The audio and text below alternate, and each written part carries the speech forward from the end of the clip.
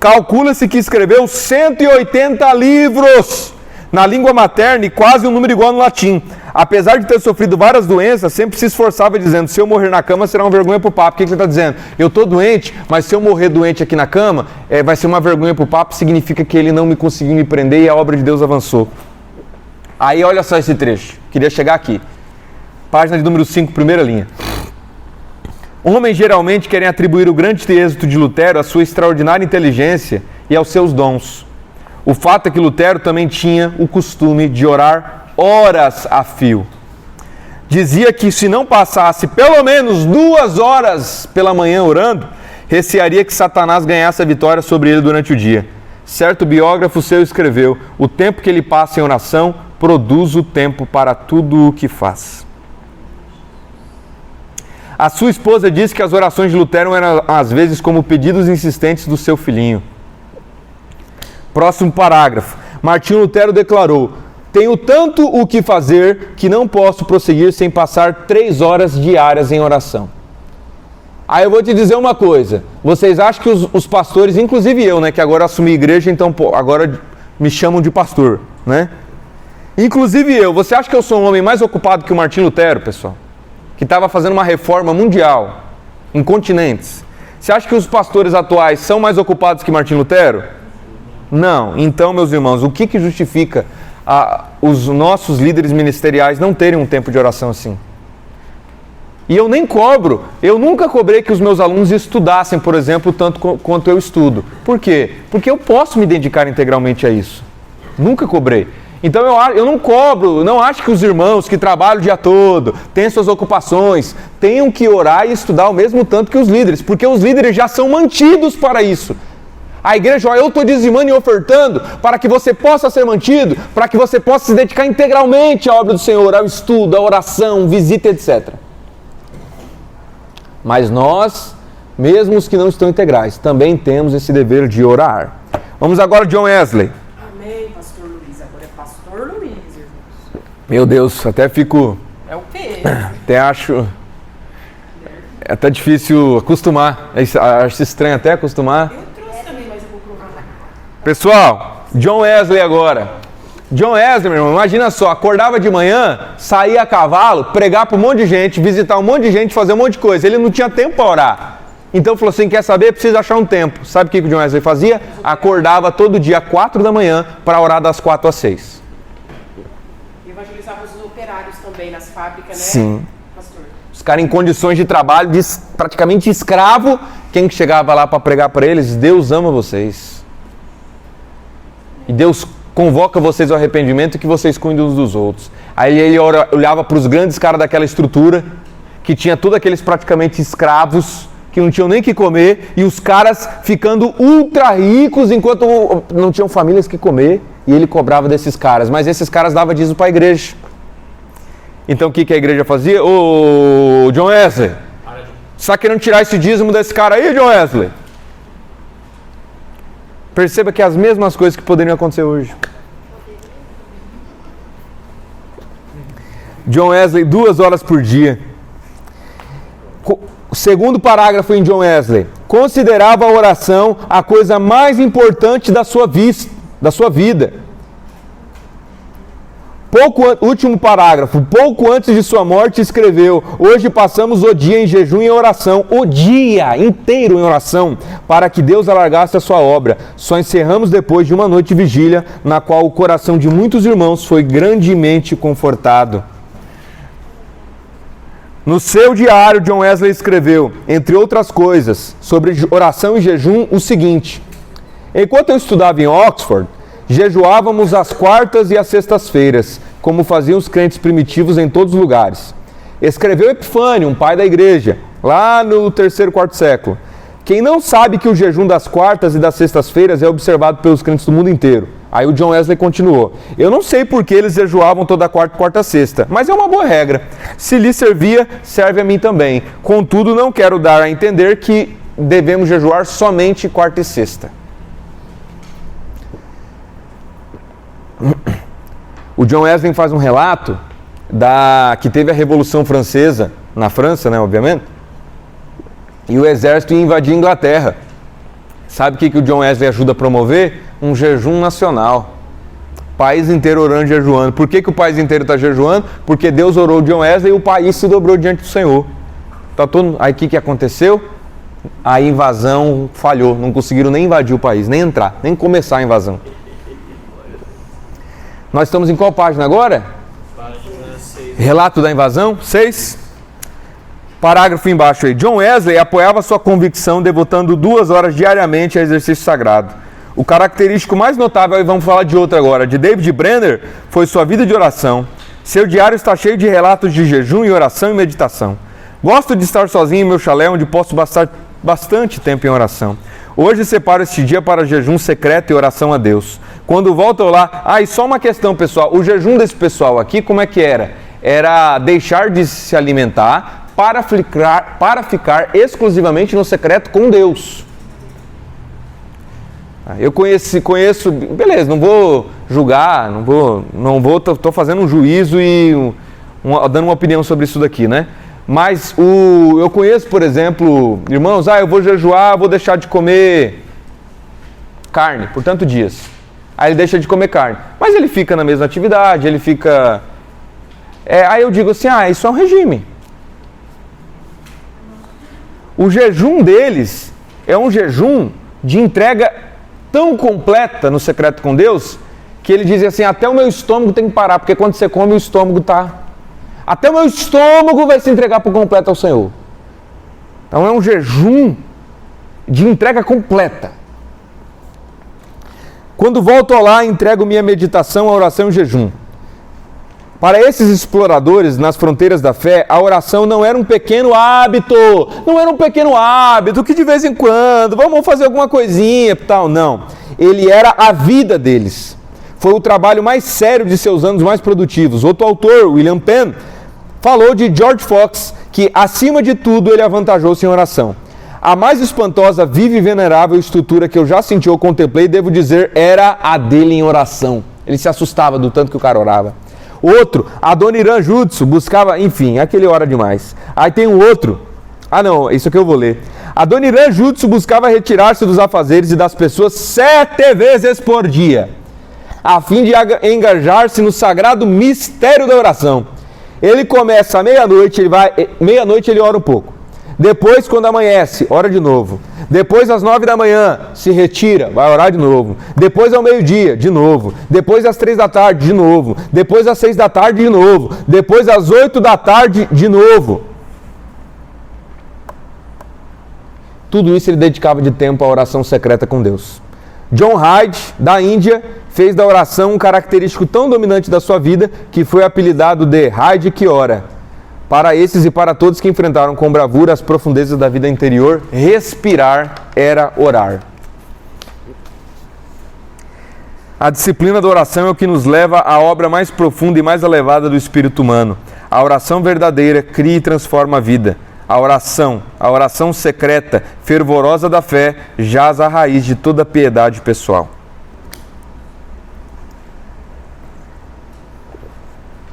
Vamos para outro. Coloquei um trecho do livro espanhol, John Hyde. Vamos ler a tradução embaixo. Parecia que John Hyde estava destinado a seguir os passos de seu pai ministro e a aceitar ser pastor nos Estados Unidos. No entanto, viajou com um grupo de missionários para a Índia e a igreja presbiteriana lhe designou a região de Punjab, onde trabalhou durante anos como pregador itinerante. Lá, ele teve que aprender os dialetos de cada lugar, mesmo que seus esforços não tenham conseguido converter muitas pessoas. Desanimado, ele se dedicou à oração, vigilante e persistente. Essa foi sua maior obra e seu maior legado. Em algumas ocasiões, passava mais de 40 horas em oração. Por isso foi chamado de Hyde que ora. Luiz, mas ele ficava 40 horas acordado? Eu imagino que não. Eu imagino que ele estava em oração, ficou lá 12 horas em oração, de repente dormiu. Mas ele dormia e acordava em oração. Dormia, acordava. Quando acordava, orando. Quando dormia, dormia orando. Você acorda falando em língua já. Jonathan Edwards, esse é muito famoso, hein? Muita gente ouve falar sobre ele. Jonathan Edwards, pastor da igreja, costumava passar 13 horas todos os dias estudando e orando. Todos trabalho do cara era orar. Você vê, aí, mas hoje não. Se aparece um pastor ou se aparece alguém que quer o seguinte: meu irmão, eu quero ficar orando o dia todo, é vagabundo. Essa pessoa não entende o peso da oração. Como eu disse, se eu tiver condições na igreja futuramente e tiverem pessoas dispostas, eu quero ter pastores, lideranças lá que dediquem-se integralmente à oração. Vá na igreja lá, ó, e fique orando o dia todo. Aquele filme, O Quarto de Guerra, né, irmão? Quarto de Guerra, né? Aquele outro que lançou também dele. Tem um outro livro também, nós paramos aqui em George Miller. Tem um outro livro também que eu recomendo que vocês orem, se chama O Andar no Espírito, o Andar no Poder. A primeira vez que eu li esse livro, me arrepiava inteirinho. Ah, Luiz, você concorda com tudo que está no livro? Não, meu irmão, a gente não vai concordar com tudo com ninguém, mas a gente tem que ver a essência do livro. Sabe o que foi? Vou contar como é que foi a história desse livro na minha vida. Eu já tinha parado de orar, as dúvidas teológicas e tudo, já tinha parado de orar, mas eu era ainda muito novo, né? Acho que eu estava com 18 anos, mas já tinha ficado com muita dúvida e muito rápido parei de orar. Não, acho que 17 anos ou 18. Estava morando na casa da minha mãe e aí li esse livro. Esse livro era um marceneiro, pastor, que ele sentiu que ele deveria, só que no livro ele escrito, não estou falando que foi Deus que mandou. Então não vá fazendo isso que eu fiz. Mas eu fiz isso, diz o autor, né? A banda, quer saber, eu estou trabalhando 10 horas por dia? Então eu vou fazer assim, eu vou abandonar meu serviço e eu vou orar 10 horas por dia. Falou para a esposa, tá bom, Deus vai cuidar de nós. Entrou. Ele disse que chegou um momento que ele imagina, 10 horas todos os dias orando, segunda a sexta, chega uma hora que ele não sabia nem mais o que falava. Ele disse que ele viu uma barata, ele orava até pela barata. Falava, Senhor, que essa barata cumpra a sua vontade, Senhor, porque o Senhor criou ela com essa natureza, que ela cumpra a sua vontade e se dobre diante da sua grandeza. Começava a orar por tudo. E o Senhor concedeu ele o dom de línguas, então muitas horas ele orava em línguas. Resultado. E era uma igreja que não tinha quase ninguém. Resultado, um dia o Senhor começou curas. Se não é aquela cura assim... Meu irmão já viram aquelas curas que o irmão estica o braço um do outro? Eu já fui curado umas 4 vezes assim. Como é que é isso? A pessoa chega assim, ó. O pastor chegou em mim e falou assim, Luiz, senta aí. Aí ele pegava o meu braço e fazia assim. Aí quando eu juntava aqui, ele, olha Luiz, uma mão tá maior do que a outra. Aí ele orava. Eu consigo fazer isso num monte de gente. Eu consigo fazer. Pode acontecer, claro que pode acontecer. Tem gente que de fato tem perna maior e braço menor. Mas isso se tornou tão comum que eu consigo. A pessoa causa isso no outro. Ela faz um efeito psicológico, ela pega assim, presta seu braço, só um pouquinho. Ela pega seu braço, estica uma irmã, e a irmã chorando aqui porque eu estou pregando, eu estico um pouco mais um e seguro aqui, ó. Aí a irmã chorando, eu revelei, fiz qualquer coisa, começo a orar, faço assim, ó, pronto. Se fosse num culto aqui, eu fazendo os irmãos chorar, calma. Então, é claro que o Senhor faz membros crescerem, mas os milagres que aconteceram aqui na história do David Robertson, foi assim, de membros. Não, a pessoa não tinha um membro. Maravilha, irmão. Aparecer, é isso que... Aí como é que o cara vai? A pessoa olhar o seguinte, eu tô vendo aqui, você tá com problema, você tá com algum problema de saúde? Não, minha irmã, o senhor tá me mostrando aqui, dentro do lugar tem assim, você vai no médico lá, faz o exame, e chegava lá, começou a acontecer muitos milagres a igreja e foi um avivamento verdadeiro, acabou os prostíbulos, acabou a criminalidade da cidade, acabou até a corrupção dos políticos na cidade, porque quando tem político corrupto, o poder de Deus, ou mata ou joga para longe quando tem um avivamento. Ou se converte, ou a luz expulsa as trevas. Aí eu olhei para esse livro e falei, o quê? Vou orar 10 horas por dia. Não, eu falei assim, não, ele trabalhava 10 horas por dia e orou 10, então eu trabalho 8, vou orar 8. Aí eu cheguei na minha mãe e falei assim, mamãe, o negócio é o seguinte, não quero mais nada da minha vida. Não quero mais nada. Não quero ser engenheiro, não quero fazer medicina, não quero ter empresa, não quero nada. Eu quero ser um missionário. Então eu vou sair do meu serviço e eu vou ficar orando 8 horas por dia na igreja. E eu quero saber se você está de acordo. Ela falou assim, de acordo não estou não. Mas enquanto você ficar aqui, você vai ter o que comer, o que beber e o que vestir. Falei, tá bom. Peguei a chave da igreja. Aí falei assim, ó, então já que você aceitou me dar o que comer, tá bom, é o que eu preciso. Paulo diz assim, se você tem o que comer ou beber, contente-se nisso. E eu não estava vagabundeando, eu estava orando. Peguei a chave da igreja e chegava lá na igreja às 8 da manhã, ficava orando até o meio-dia, orando lendo a Bíblia. Aí eu voltava para casa, almoçava. Aí chegava lá de novo, 1 ou 2 da tarde, ficava orando. E era uma igreja que tinha acabado de ser plantada pelo pastor. Era uma congregação que tinha acabado de ser plantada. Então teve dias lá que congregou, eu, ele e 2 senhorinhas, né?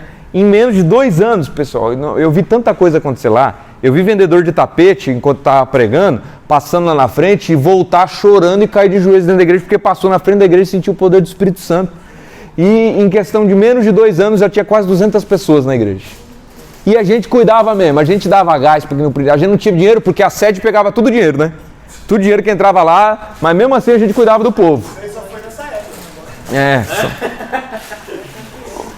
Ô Luiz, mas você ficou os 2 anos orando todo santo dia, 8 horas do dia? Não fiquei 2 anos não. Eu acho que eu fiquei uns 9 meses. Todo santo dia orando 8 horas do dia? Disciplina. Teve um dia, nossa, eu comecei a ter experiências com o Senhor, porque aí orando e lendo a Bíblia, eu colocava o fundo musical lá. Ô pastor, você deixa eu ligar o fundo musical porque eu gosto, né, pra orar e tal, mas vai gastar energia. Não, pode ligar. Aí, teve um dia, já fazia uns meses que eu tava assim, e era muito calor lá dentro, não tinha ar-condicionado. Calor, eu fechava, baixava aquela latão assim, calor, eu suava. Aí eu comecei a orar, tava sozinho lá dentro da igreja, tava com camisa, abri a camisa e fiquei orando assim, camisa aberta, perto do ventilador, coloquei o ventilador, né? Aí eu senti algo falando dentro de mim assim, se levanta. Se levanta? Tá bom, né? Se levanta. Levantei. E falou assim, botou a camisa. Eu falei, mas Senhor, aí eu pensei assim, mas Senhor, não saí do ventre da minha mãe, não voltarei para lá. Pro Senhor não faz, assim, se eu tô com a camisa abotoada ou não, o Senhor me vê como eu sou. Aí naquele momento eu entendi, não, entendi, Deus vai me mandar sair. Aí eu botoei. Aí eu ouvi uma voz falando dentro de mim assim, você vai na frente da igreja, você vai ficar aí na frente e vai passar aí na frente um senhor de cabelo comprido que vai estar com vestes todas brancas.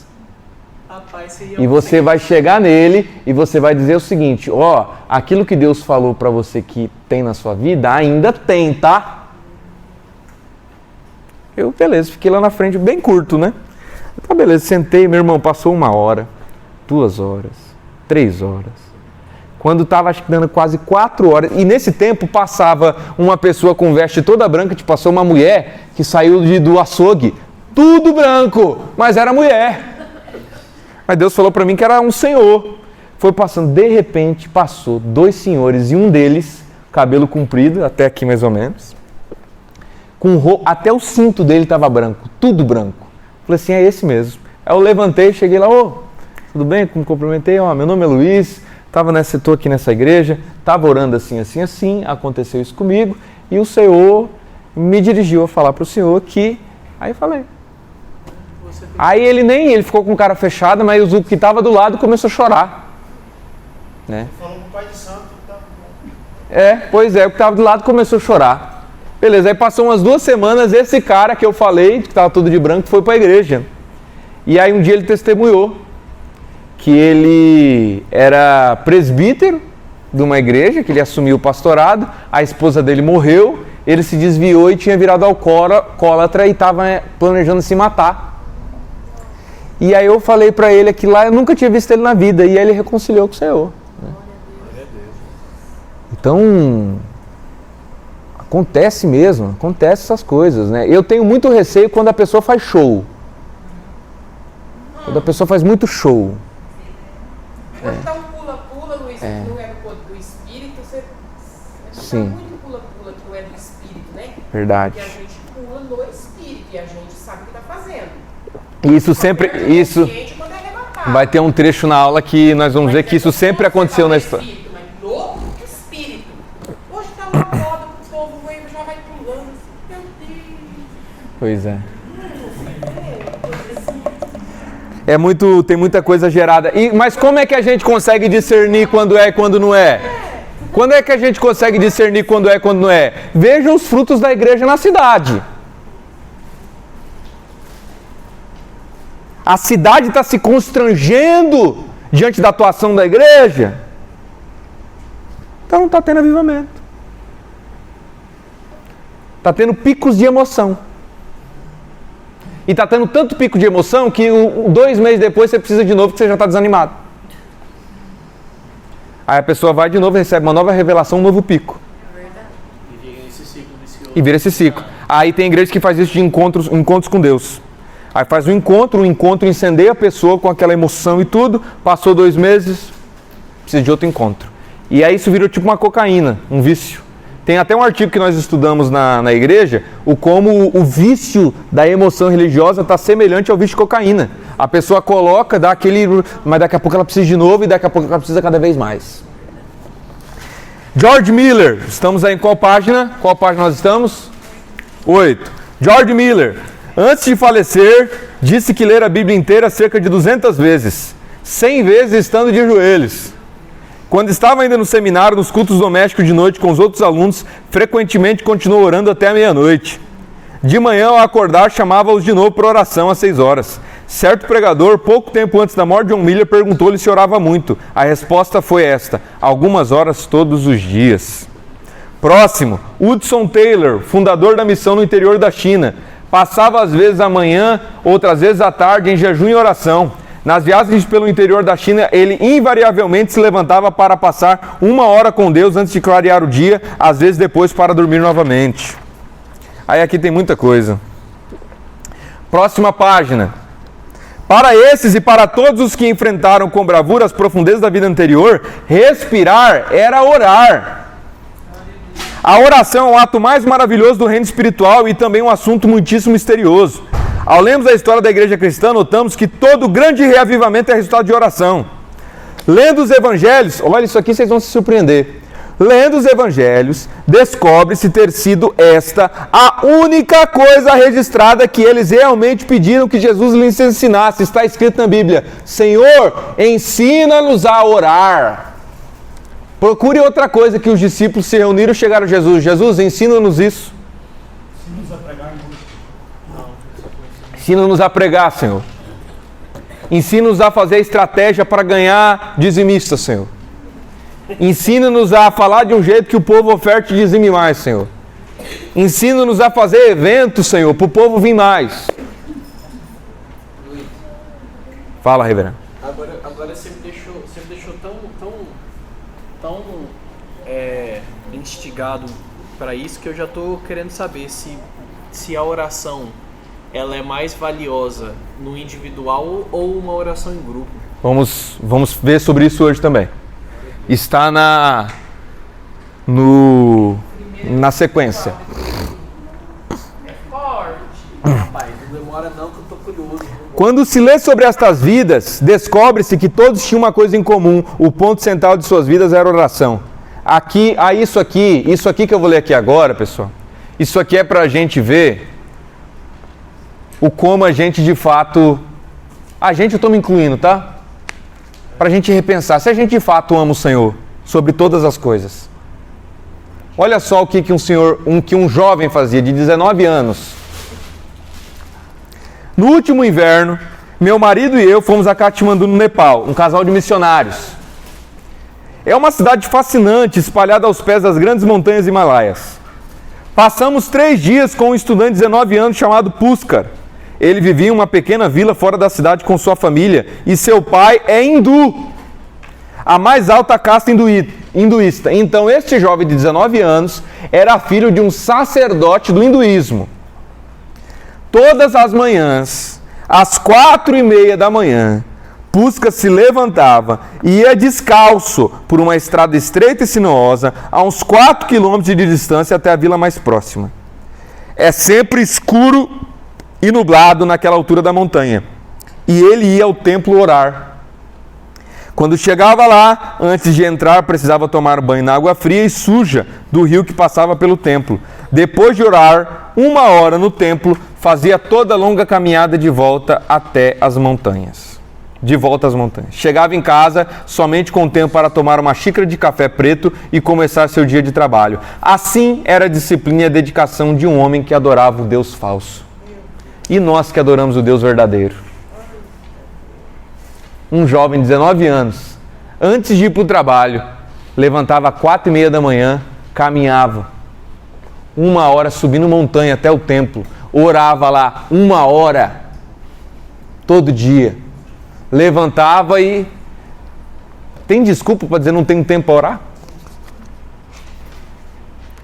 E aqui os missionários disseram, essa era a dedicação de um cara a um Deus falso.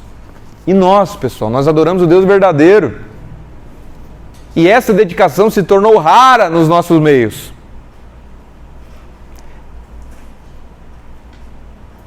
Isso não é para constranger ninguém, mas vamos fazer uma... Se a gente fizer hoje uma entrevista em todas as igrejas evangélicas, vamos colocar a minha cidade e a de vocês, em todas as igrejas evangélicas de Nova Andradina e todas as igrejas evangélicas de Colombo, lá onde eu moro. Quantos cristãos de cada 100...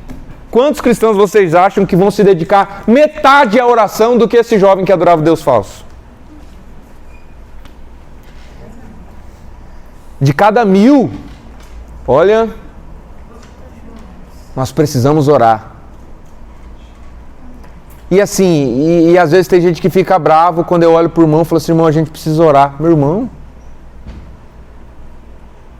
ficar bravo porque, ou brava, porque às vezes em alguns lugares eu falo, nós precisamos orar. É a mesma coisa que eu dizer para um esposo e para a esposa, vocês têm que ter um tempo com o filho de vocês. E ele fica bravo porque ele não quer ter momentos com o filho, levar o filho para passear e conversar. E ele fica bravo com isso. Precisamos orar, meus irmãos. Então, agora nós vamos começar o conteúdo de fato da aula para resolver todos os problemas. No início da aula, nós apresentamos aqueles vários problemas da oração, aquelas dúvidas, todas aquelas complexidades sobre a oração. E aqui agora nós vamos começar a ver o conteúdo da oração. Então, antes de passar por esse ponto, alguma questão? Alguém quer falar alguma coisa? Alguma observação sobre a vida? Pode falar, minha irmã. O Senhor recolheu meu genro, Ah. né? Dali um mês, nós descobrimos o câncer nessa criança. Aí eu me desesperei. Aí eu fui para a oração. Eu ficava o dia inteirinho na igreja. 4 horas sem levantar, sabe? Isso foi por 1 ano. E Jesus curou essa criança. Amém. Sabe? Jesus curou. Então, para mim, foi fruto da oração, da Muito bom. insistência que eu fiquei nos pés de Jesus. Muito bom. Nós vamos ver sobre isso hoje. A insistência e a medida de oração. Porque se a gente viu, pera aí, se a minha insistência não consegue controlar Deus e mudar a vontade de Deus, por que temos que insistir em oração? Porque parece que se Deus não vai mudar a sua vontade, se eu não consigo controlar Deus, porque Jesus diz não é por muito falar que vamos ser ouvidos. Então por que Jesus diz que devemos insistir em oração? Nós vamos estudar sobre isso. Pode falar. E a mesma proporção eu orava pelo meu genro. E Jesus não curou, Olha aí. sabe?